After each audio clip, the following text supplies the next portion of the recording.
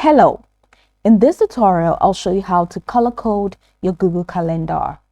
The first thing I'd like you to do is to launch your Google Calendar web application, which of course I have done right here. Now, the next thing is, how can you get the Google Calendar? You can get it using any browser of your choice. Just launch any browser of your choice and locate the search bar. In the search bar, type calendar.google.com, and that's going to take you right into this fantastic homepage.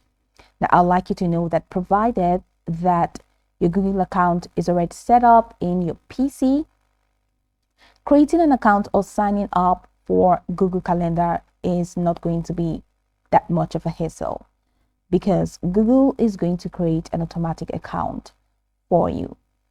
Why? Google Calendar is one of the products of Google, so an account is just going to be automatically created for you. So once you head over to the website, it's just going to launch you into the homepage using your customized account.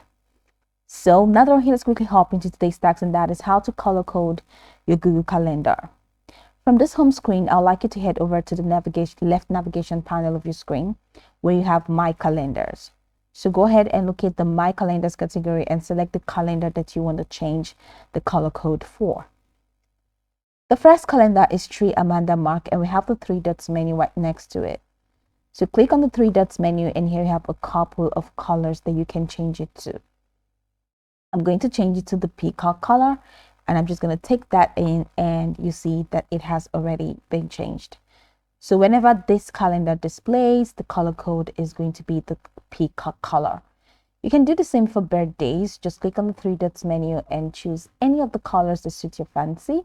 Just like we have tax here, and I'm going to set it to something else, maybe the basil. And here you go. This is how you can change the color code in your Google Calendar. So you can go over this tutorial from top to bottom to get acquainted with the steps, and of course, once you're done, you'll be good to go. I hope this tutorial marvelously helped your search.